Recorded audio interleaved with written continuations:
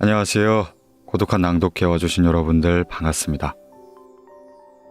오늘 고독한 낭독회에서는요, 지난 시간에 이어 최진기의 전쟁사 근세 현대편 준비하였습니다. 최진기의 전쟁사 근세 현대편은 세계적으로도 매우 중요한 7가지의 전쟁들을 다루고 있습니다.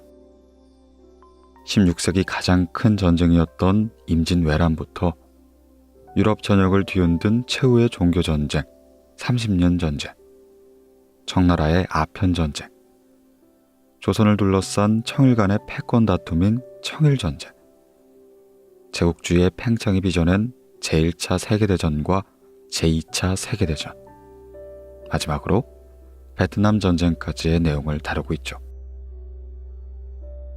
그 중에서도 오늘 고독한 낭독회에서는요, 위의 7가지 전쟁 중에 제1차 세계대전에 대해 다뤄보려고 합니다.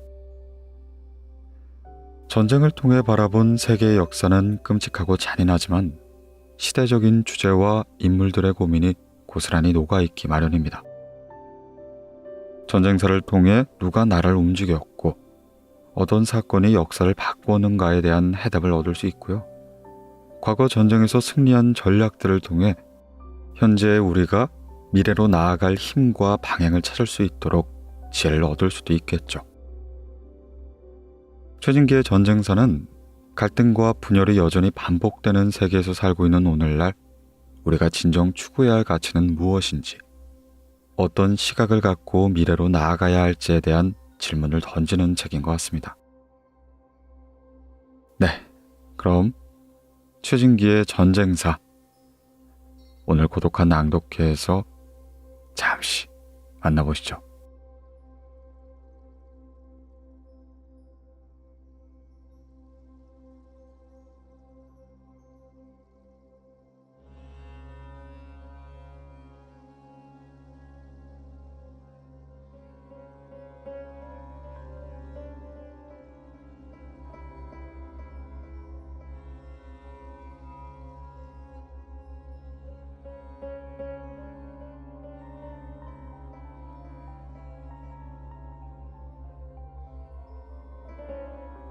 제국주의의 팽창이 빚어낸 전쟁, 제1차 세계대전.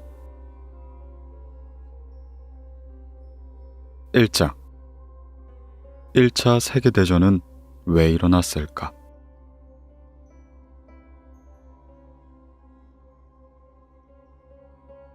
제1차 세계대전은 1914년부터 18년까지 4년간 치열하게 벌어진 세계전쟁입니다.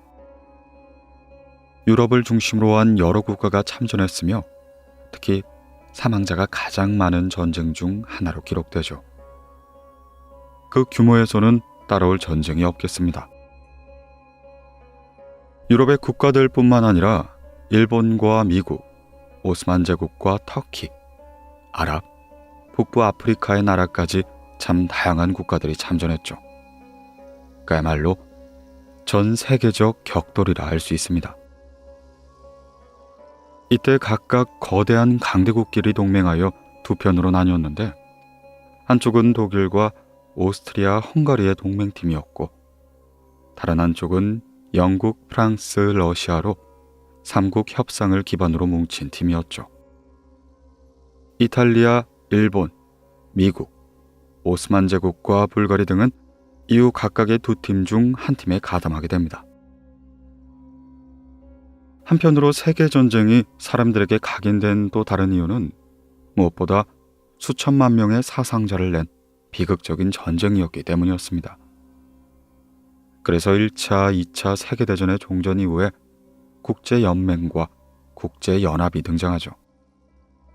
다시는 이 같은 전쟁이 일어나서는 안 되겠다는 인식이 퍼져 국제평화기구 설립에 대한 논의가 이루어진 것입니다. 그 결과 1차 세계대전 이후에는 국제연맹이, 2차 세계대전 이후에는 국제연합이 창설됩니다. 이처럼 세계사에서 중요한 전쟁임에도 불구하고 1차 세계대전은 2차 대전에 비해 잘 알려져 있지 않습니다. 물론 여러 매체들을 통해 이미 잘 알고 계시는 분들도 있겠지만 여전히 생소해하는 분들이 많이 계십니다. 하여 이번 기회에 제1차 세계대전에 대해 같이 알아보면 좋을 것 같습니다. 그렇다면 먼저 제1차 세계대전과 2차 세계대전의 공통점부터 알아보도록 합시다. 이 두 전쟁의 공통점은 독일이 여러 나라를 상대로 전쟁을 벌였다는 것입니다. 한마디로 독일이 전 세계를 상대로 전쟁을 벌였다는 건데요. 독일과 대적한 나라는 크게 네 곳입니다. 유럽의 정통 강호인 영국과 프랑스, 그리고 어마어마한 경제력과 영토를 가진 미국과 러시아입니다. 영국은 유럽 최고의 해군력을 보유하고 있고 프랑스는 나폴레옹 이후 유럽 최고의 육군을 가지고 있었죠.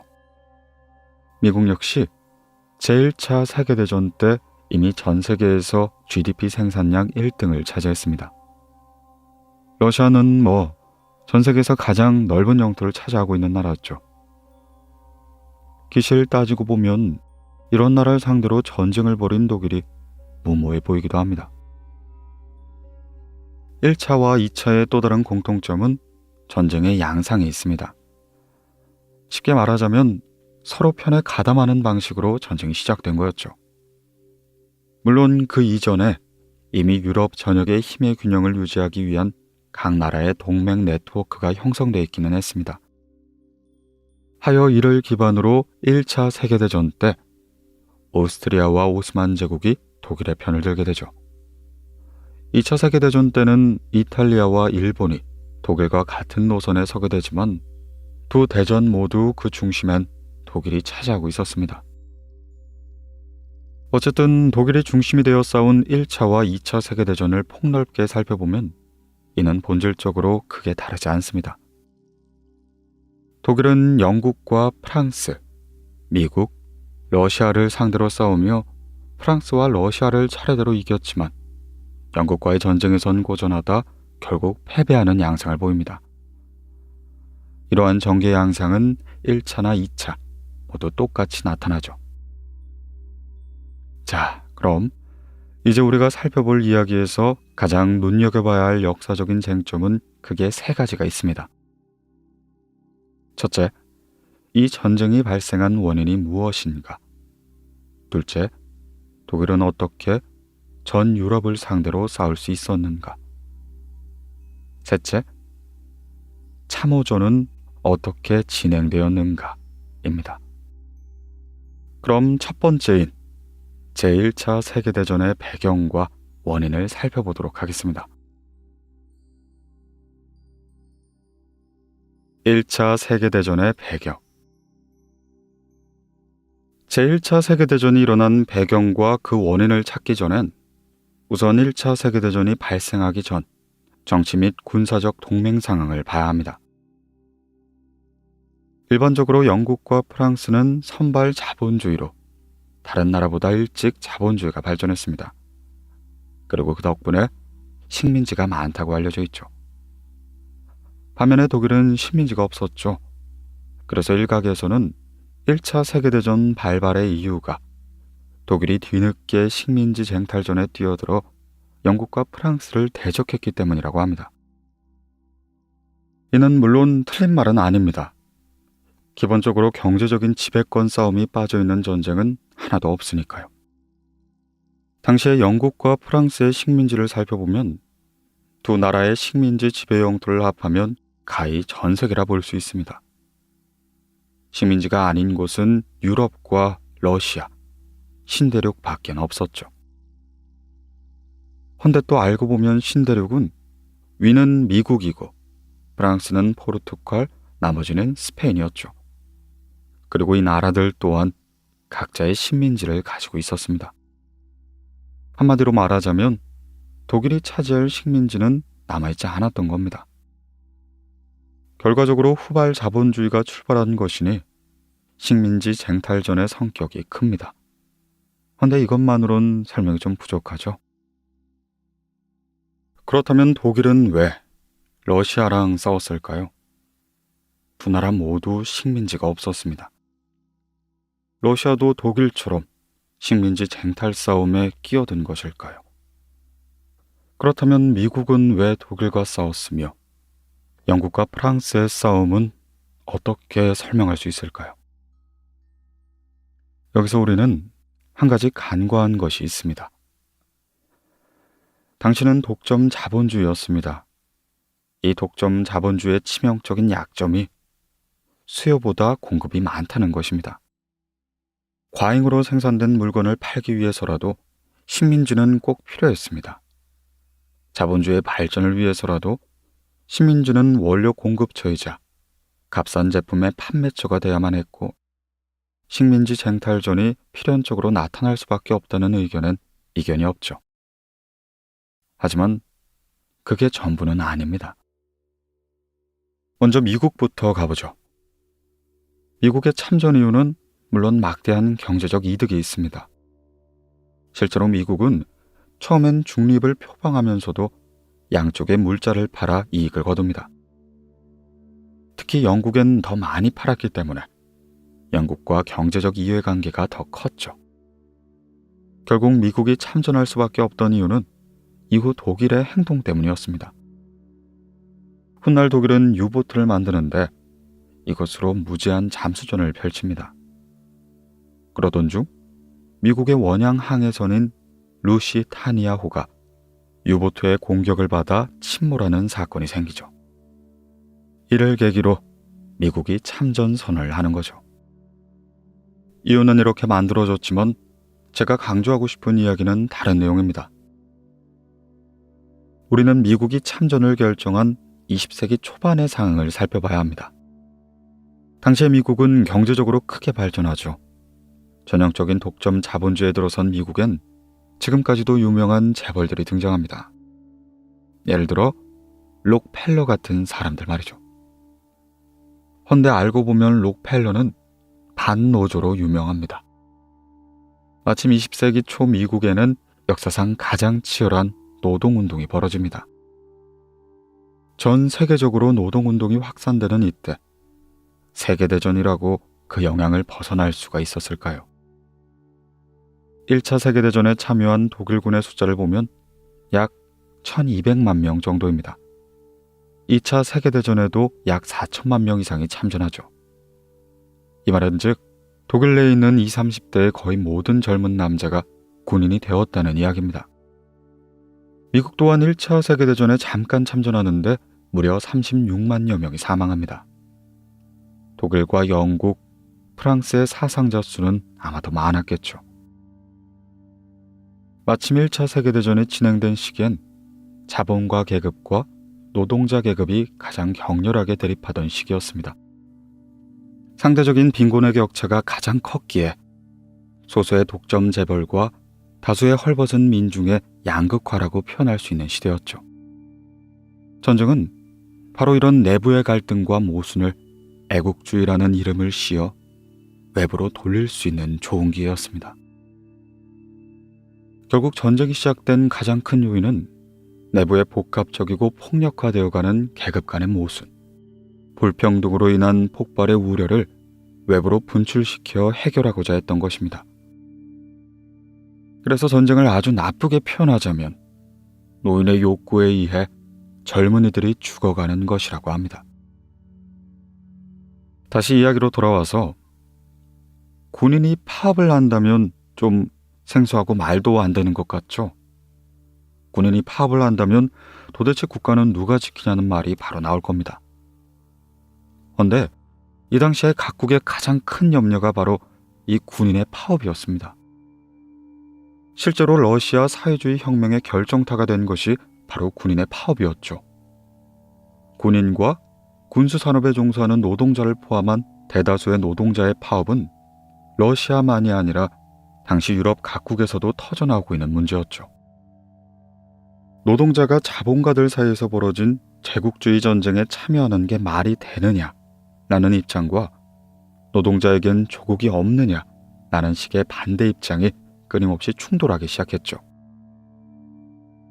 결론적으로 제1차 세계대전은 기존의 국가 간의 전쟁이라는 개념을 넘어 국가 동맹의 전쟁이자 국가 내부의 전쟁이었다고 봐야 할 것입니다. 직접적으로 1차 세계대전의 원인으로 볼 수 있는 사건이 있죠. 바로 사라예보 사건입니다. 1914년 사라예보에서 오스트리아의 황태자 부부가 총격을 받고 사망합니다. 이때 오스트리아 뒤에는 독일의 세력이 있었고 황태자 부부를 죽인 청년은 세르비아계 출신이었습니다. 세르비아는 슬라브계니까 그 뒤에는 러시아가 있었던 거였죠. 황태자가 암살된 이후 오스트리아는 세르비아를 공격하고자 합니다. 이에 세르비아는 러시아에게 도움을 요청했죠. 그렇게 요청을 받아들인 러시아는 오스트리아에게 선전포고를 합니다. 그러자 또 오스트리아는 독일에게 도움을 요청하죠. 이렇게 내 나라가 엉키게 되는 거였습니다. 헌데 이때 러시아와 프랑스는 이미 동맹관계였습니다. 게다가 제1차 세계대전 직전의 독일은 철강 생산량에서 영국과 프랑스를 추월하는 상황이었습니다. 영국과 프랑스의 경계를 받을 수밖에 없는 상황이었죠. 프랑스는 이미 과거 프로이센 프랑스 전쟁에서 비스마르크에 패배한 역사를 가지고 있었기 때문에 러시아와 동맹을 맺어놓은 상황이었습니다. 독일이 좀 심하게 까분다 싶으면 러시아와 손을 잡고 공격을 하려고 했던 거죠. 때문에 프랑스는 자동적으로 러시아와 함께 전쟁에 참여합니다. 졸지에 독일은 러시아와 프랑스 양쪽을 상대로 전쟁을 하게 된 거였죠.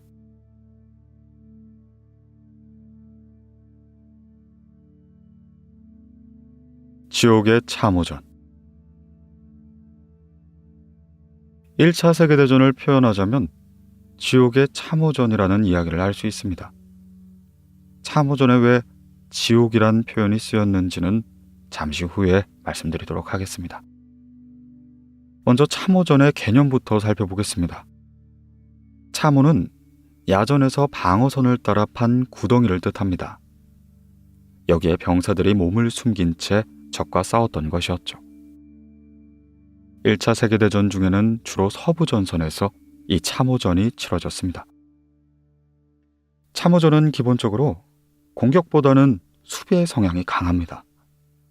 전선을 지키기 위해 참호를 판 뒤에 그 안에 병사들이 들어가 버티는 거니까요. 흙바닥을 판 뒤에 그 안에서 여름과 겨울을 보낸다고 생각해 보십시오. 이 1차 세계대전이 진행되는 4년이란 시간 동안 참호에서는 사람들이 죽고 새로운 사람들로 채워집니다. 차츰 그 안에는 온갖 배설물과 시체, 쥐들이 쌓이게 되죠. 참호를 청소할 수도, 참호 밖으로 나갈 수도 없는 신세인 병사들에겐 선택권이 없었습니다. 보급로 또한 참호 안으로 바로 이어지기 때문에 참호 안의 병사들은 그야말로 지옥과 같은 환경을 반복해야 했죠. 그래서 이 참호전을 지옥의 참호전이라 표현하는 것입니다. 참호가 등장하기 전에는 주로 돌격형의 전투가 많았습니다. 총기를 든 채 그냥 앞으로 나가는 것이었죠. 나폴레옹의 전투를 떠올려 보면 될 것 같습니다. 돌격 앞으로라는 명령이 떨어지면 포병의 지원을 받으며 보병들이 전진하는 겁니다. 돌격과 포격으로 적을 괴멸시키는 것이 19세기 후반에 보편화된 전투의 형태였습니다. 특히 포병 지원의 전투는 나폴레옹이 가장 잘하는 전투 방식이었죠. 그런데 1차 세계대전에는 새로운 방어 무기가 등장합니다. 기관총이었죠. 이 기관총이란 기본적으로 공격보단 방어에 유용한 무기입니다. 들고 다니면서 쏘는 것이 아니라 삼각대에 걸쳐놓고 마구 쏘는 거였죠. 이 기관총이 등장하면서 전투의 방식이 바뀝니다. 참호를 파고 들어가 기관총으로 방어한다면 돌격해오는 군사들을 모두 무찌를 수 있었죠. 기존의 돌격 공격이나 대포로는 참호 방어를 깨트릴 수가 없기 때문에 이때의 곡사포가 곽강을 받기 시작합니다. 그리고 또 하나 등장하는 것이 염소가스입니다. 인류 최초 화생방전인 셈이었죠. 다만 이 가스는 공격 효과는 크지 않았습니다. 참호를 무력화할 작정으로 화생방을 터뜨려도 진격이 불가능했죠. 더군다나 염소가스는 아군과 적군 모두에게 피해를 주기 때문에 공격 시엔 시간차를 둬야 했는데요. 가스가 공기 중으로 사라질 무렵엔 이미 참호와는 새로운 군사들로 채워졌습니다. 결국 가스 공격은 적군에게 치명적으로 작용하지 못했고 가끔 심리적인 위축감을 불어넣기 위해 사용되었다고 합니다. 사실 참호를 무너뜨린 것은 제1차 세계대전 막판에 등장한 탱크입니다. 이는 독일군이 아닌 반대편인 연합군 측에서 먼저 탱크를 만들어냈죠. 그런데 이 탱크는 1차 세계대전 막판에선 큰 활약을 하지 못했습니다. 조기에 탱크의 성능은 크게 떨어졌기 때문이었죠. 결국 이 참호는 2차 세계대전에 들어서야 개선된 탱크에 의해 무력화됩니다. 여기서 더 재밌는 건 이후 2차 세계대전에 기관총이 다시 등장한다는 것입니다. 바로 민간인이 거주하는 도심 지역 내에서 벌이는 지상전투, 시가전에서 말이죠. 1차 세계대전 막바지에 탱크가 등장하죠. 2차 세계대전엔 탱크의 사용이 본격화됩니다. 탱크의 화력은 강력했지만 시가전엔 약했습니다. 건물에 잔해물이 떨어지면 꼼짝을 못하니까요. 때문에 시가전에서 벌일 때에는 탱크보다 기관총의 화력이 더 컸습니다. 결과적으로 인류 역사상 살상력이 가장 컸던 무기 중 하나가 바로 기관총이라 할 수 있겠네요.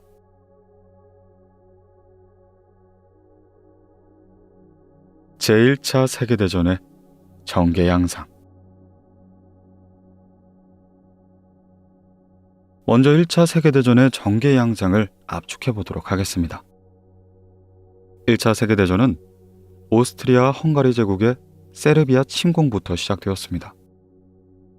이후 러시아가 가담하고 독일군이 중립국이었던 룩셈부르크와 벨기에를 침공하며 영국이 참전하게 되죠. 크게는 독일과 프랑스, 영국, 이 세 나라 주도의 싸움이 시작된 겁니다. 이후 서부전선은 1917년까지 앞서 본 것과 같은 참호전이 지속됩니다. 동부전선에서는 러시아군이 오스트리아 헝가리 제국을 침략했다가 독일군의 반격으로 밀려납니다. 이후 오스만 제국과 이탈리아, 불가리아, 루마니아가 참전하고 마지막으로 1917년 미국이 참전하며 관련 국가의 참전이 마무리가 되죠. 이후 두 세력은 전선을 밀고 당기며 공세와 방어를 이어가다 1918년 독일이 연합군과의 휴전에 합의하며 종전에 이릅니다.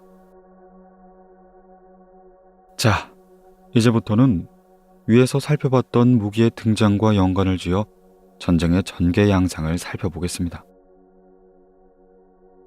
1차 세계대전에서는 가스와 탱크 등이 활약하지 못했기 때문에 참호전에서 참호를 잘 지킨다면 전투를 유리하게 이끌 수 있었습니다. 물론 물자 보급이 끊기기 전까지 말입니다. 물자가 먼저 떨어지는 쪽이 지는 싸움이었죠. 그래서 약 4년이란 시간 동안 참호전이 치러지는데 다시 말하자면 4년 후엔 어느 한쪽의 물자가 떨어진다는 것이었죠. 먼저 손을 든 쪽은 독일이었습니다. 독일의 입장에서는 프랑스와 영국의 물자를 먼저 떨어뜨리려고 했을 겁니다. 독일은 섬나라 영국을 고립시키려고 잠수함도 만들죠. 그런데 독일은 결국 두 나라보다 먼저 물자 보급에 어려움을 겪게 됩니다. 군사수는 계속 줄고 새로운 참호를 팔 여력도 나지 않았습니다. 그동안 연합군은 독일군의 참호를 순차적으로 점령하죠. 이러한 소모전이 계속되는 가운데 독일 내부의 상황은 더욱 여의치 않았습니다. 전장의 사기도 계속 떨어지는데 노동자와 군인들의 파업이 일어나기도 하죠. 이로써 훗날 독일은 전쟁이 끝나자마자 체제가 붕괴해버립니다. 결과적으로 독일의 전쟁 패전의 이유는 안과 박 모두가 비롯된 거였습니다. 우리가 살펴본 1차 세계대전에서는 새로운 무기가 대거 등장했습니다. 참호와 기관총, 가스, 탱크, 곡사포와 거대 전함까지 말이죠. 전함을 격침시키기 위한 잠수함도 나옵니다. 또 폭격기가 등장하면서 시가 폭격이 이루어지죠. 이 때문에 민간인 사망자가 대폭 늘어납니다. 전쟁이 계속 전개될수록 사망자의 수가 점차 늘어났죠. 1차 세계대전에 참전한 군인은 약 6,500만 명이라고 합니다. 당시의 세계 인구가 15억 명에서 20명 사이였으니 그중 약 6,500만 명이 참전하여 1,000만 명이 죽고 2,300만 명이 부상당한 끔찍한 전쟁이 이 1차 세계대전이었죠. 1차 세계대전의 실제 전투 양상은 당시 가장 치열했었던 서부전선과 동부전선의 전투 상황으로 자세히 살펴보도록 하겠습니다.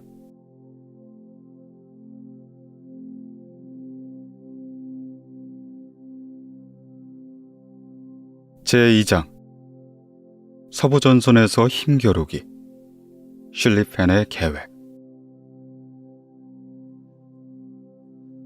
제1차 세계대전의 독일은 서쪽으론 프랑스와 동쪽으론 러시아와 전쟁을 하는 이중 전선을 형성하는 전쟁을 합니다. 그런데 독일은 바보가 아니었죠. 전쟁이 시작된다면 전선이 양쪽으로 형성될 수밖에 없다는 사실을 이미 잘 알고 있었습니다. 이러한 이중 전선을 형성하는 전쟁은 결코 승리할 수 없다고 주장하던 독일의 정치인이 있었습니다. 바로 비스마르크였죠.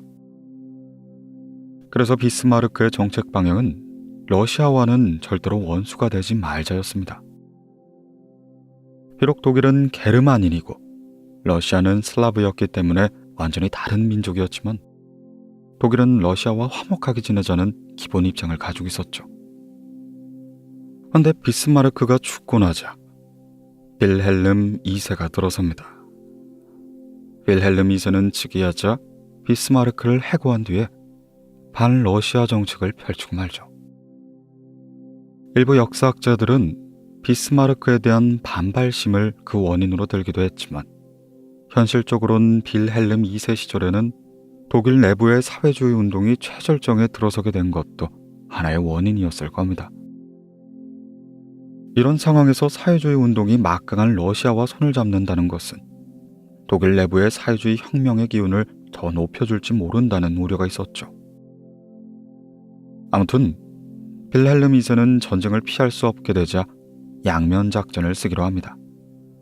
이때 그가 준비한 계획이 바로 슐리펜 계획이었죠. 슐리펜 계획은 아주 간단했습니다. 두 개의 전선이 생기기 전에, 그러니까 러시아가 오기 전에 프랑스와 신속히 단기전을 벌여 승리하는 계획이었죠.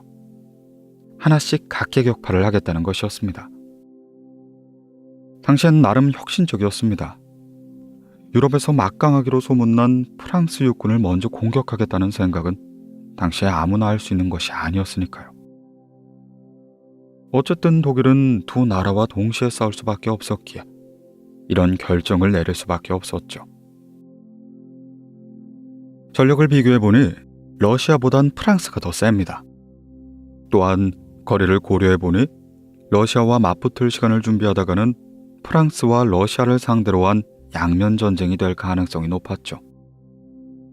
프랑스의 전력이 강하다고는 하지만 파리부터 함락시키고 난다면 러시아를 점령하는 건 쉬울 것이라고 판단합니다. 이 당시 독일에는 8개의 군단이 있었습니다. 그중 7개의 군단이 파리로 먼저 쳐들어가고 나머지 하나의 군단이 러시아에서 버티는 겁니다. 이때 러시아 쪽으로 간 군단이 제8군단이었죠. 이 군단에 대한 이야기를 동부전선을 다룰 때 자세히 이야기하도록 하겠습니다. 독일의 계획대로 진행이 됐다면 이후 전쟁의 양상이 크게 바뀌었겠죠. 프랑스는 독일이 침공해 올 거라는 사실을 알고 있었습니다. 프랑스가 독일의 접경지대를 방어하자 독일은 그곳을 우회하기 시작합니다. 독일의 슐리펜 계획의 7개 군단은 우회로 돌아 프랑스로 쳐들어가는 것이었죠. 군대가 나아가는 방향을 보면 마치 남 모양 비슷합니다.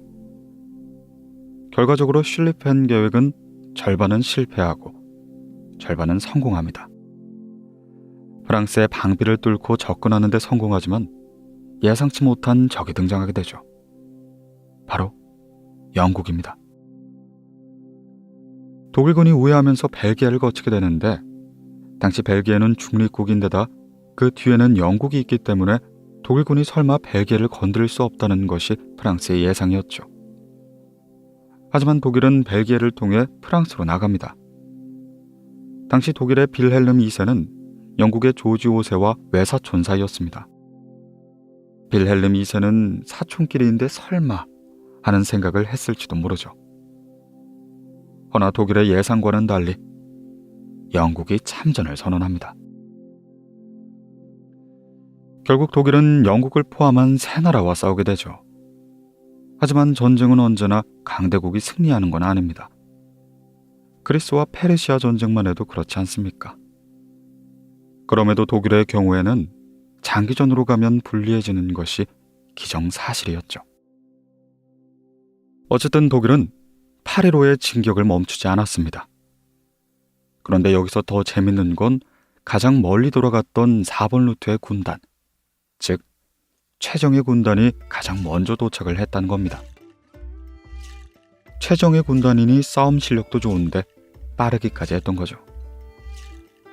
독일군 스스로도 너무 쉽게 뚫고 와서 놀라게 됩니다. 그래서 판단이 흐려진 걸까요? 사령관은 바로 파리를 점령하지 않고 별다른 이유 없이 내리 이틀 동안 휴식을 강행합니다.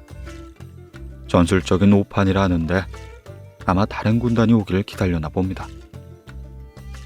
덕분에 프랑스는 정비할 수 있는 시간을 갖게 됩니다.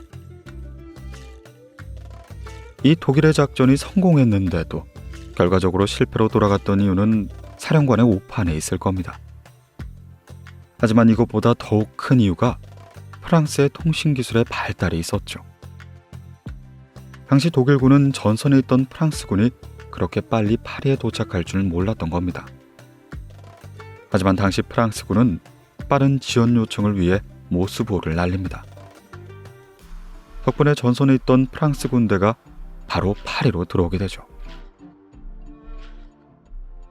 결정적으로 독일의 1군단과 2군단의 거리가 벌어지면서 전투가 약간 교착 상태에 빠집니다. 독일의 입장에서는 발등에 불이 떨어져 총력전을 펼쳐야 했는데 말이죠. 그런데 독일에게도 한 가지 걱정거리가 있었습니다. 포위를 당할까 두려웠던 거였죠. 당시의 전투에는 포위를 당하게 되면 무조건 불리해지는 게 현실이었습니다.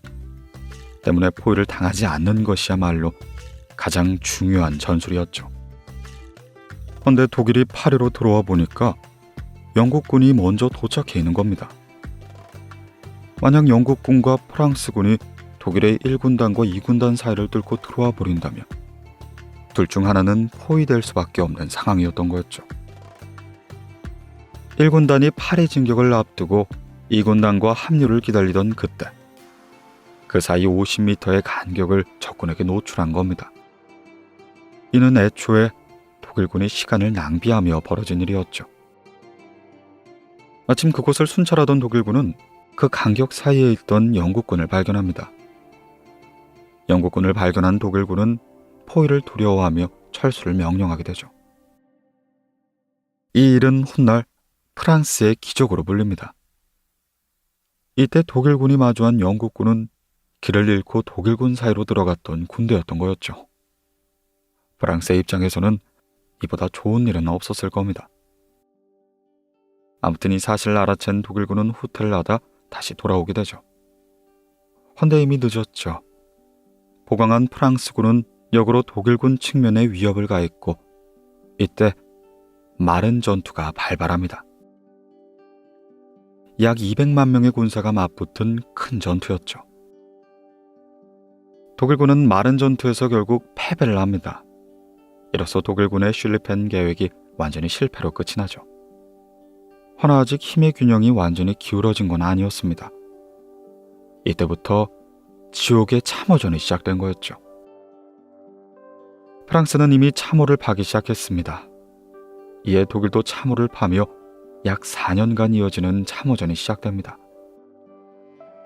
프랑스와 독일의 국경지대를 중심으로 600km에 달하는 참호가 이어지게 되죠.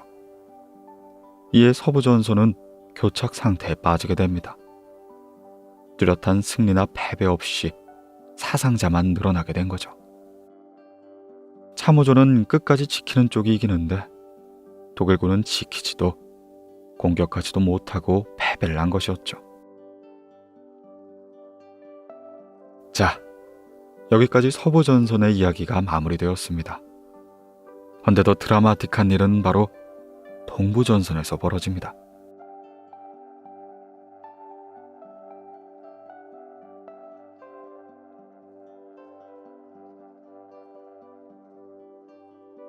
제3장 독일의 불운 동부전선 타넨베르크 전투.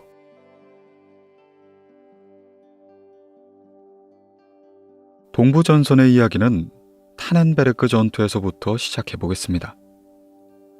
이 전투는 전쟁사를 읽어봤다 하는 분들이라면 누구나 흥미를 갖게 될 그런 전투입니다. 하지만 당시 독일군의 입장에서는 악몽과 같은 전투였죠. 독일군의 불운을 아주 잘 보여주니까요. 당시 독일군은 슐리펜 계획에 따라 프랑스를 빠르게 점령하기 위해 모두 파리로 향합니다. 여기까진 성공적이었는데 막판에 삐끗하는 바람에 결국 패배하고 말죠. 한편 동부전선에서는 더욱 놀랄 일이 벌어집니다. 러시아가 독일의 예상을 뒤엎고 너무 빠르게 공격해온 것이었죠. 그래서 독일은 파리로 향하던 한 개의 군단을 급하게 러시아 쪽으로 보냅니다. 결과적으로는 이 선택이 전력 낭비가 되었는데 러시아를 막기 위해 남은 8군단이 러시아를 괴멸시켰기 때문이었죠. 당시 전투에서 러시아와 독일의 전력차는 꽤나 컸습니다. 러시아는 30개의 보병사단과 8개의 기병사단으로 구성되어 있는 반면 독일은 11개의 보병사단에 1개의 기병사단밖에 없었죠. 그런데 이 전투에서 예상치 못한 결과가 나옵니다. 독일이 승리한 거였죠. 훗날 이 사건이 8군단의 기적이라 불립니다. 당시 독일을 침공한 러시아 군대는 1군과 2군 2개의 군단이었습니다. 1군의 사령관은 파벨 폰 켄렌캄프 장군이었고 2군의 사령관은 알렉산드르 삼소노프 장군이었죠. 러시아군은 처음엔 한 덩어리로 진격해오다 호수를 마주하자 두 군단으로 분리되었습니다. 위쪽으로는 레네캄프, 아래쪽으로는 삼소노프 부대로 나뉘었죠. 이를 알아차린 독일의 8군단은 도망가려고 했죠. 병력이 두 군대로 나눠오는데 자칫 잘못하면 포위 섬멸이 당할 게 뻔했습니다. 하지만 당시 참모장하고 호프만 중령의 생각은 달랐습니다. 거꾸로 우리에게 기회가 왔다고 말했으니까요. 한꺼번에 들어오면 섬멸할 수는 없지만 나눠서 들어오면 하나씩 섬멸하면 된다 주장했죠. 그래서 양쪽으로 진격해왔던 삼소노프부터 격파하자는 계획을 세웁니다. 이때 삼소노프 군대는 호수가 가로막고 있으니 도망가기가 어려웠습니다. 사실상 포위를 당한 셈이었죠. 결국 여기서 포위당한 삼소노프는 괴멸당하고 맙니다. 사실 레넨캄프 장군이 와서 도와줬다면 패하지 않을 수도 있었습니다. 하지만 도와주지 않았죠. 이를 둘러싸고 여러 가지 가설이 제기됩니다. 하나의 설은 두 사람이 러일 전쟁에 참여했는데 그때부터 사이가 안 좋았다는 겁니다. 레네캄프와 삼소노프가 기차에서 주먹질을 하고 싸우는 걸 우연히 호프만 중령이 목격했다는 일화가 있죠. 그래서 삼소노프가 당한다고 해도 레네캄프가 안 도와줄 걸 알고 이런 작전을 썼다는 설도 있습니다. 또 다른 설에 의하면 독일군이 두 장군의 교신 내용을 미리 들었다는 설입니다. 당시 레네캄프와 삼소노프가 신속하게 들어왔습니다. 항상 신속하게 들어오면 보급선이 문제인데 이때 레넨캄프와 삼소노프가 교신하는 걸 독일군이 캐치했다고 하는 거죠.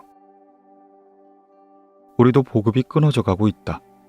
당분간 이동이 불가능하다는 식의 이야기를 입수했다는 거였습니다. 그래서 우리가 삼소노프를 치더라도 레네캄프가 못 올 거라는 걸 알았다는 거였죠. 어쨌든 독일군은 삼소노프를 섬멸한 기사를 몰아 레네캄프가 이끌던 군대도 박살냅니다. 결과적으로 이 전투에선 러시아군은 졌지만 그 밖의 전투에서는 굉장히 잘 싸웁니다.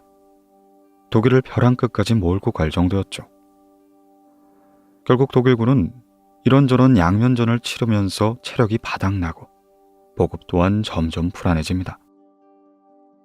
그리고 끝내 1917년 미국이 독일에 선전포고를 한 이래 연합군의 반격으로 차례로 투항하게 되죠.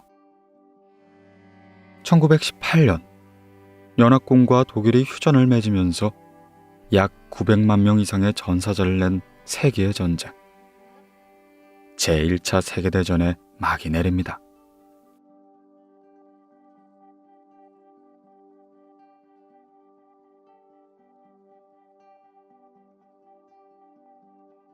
제4장 세계의 전쟁, 제1차 세계대전의 결말.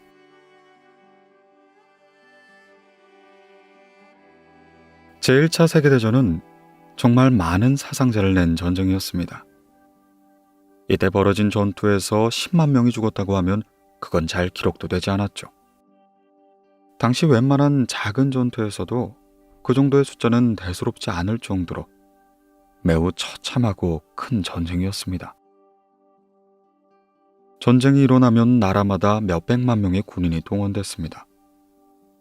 몇십이 아닌 몇백만 명의 젊은 군인들이 싸우다가 다시금 몇백만 명씩 죽어나간 전쟁이 바로 1차 세계대전이었죠. 프랑스의 철학가 루소는 인간은 본래 자연 상태에서는 자유롭고 평화스럽게 살아가는 존재였으나 사회 제도와 문화에 의해 불행해졌다고 말합니다. 인간의 자유와 평등을 강조한 말이었죠. 하지만 개인적으론 영국의 철학자 홉스의 말이 더 와닿습니다. 홉스는 인간의 내적 의지에 따라 자신의 이익을 위해 끊임없이 투쟁했다고 말했죠.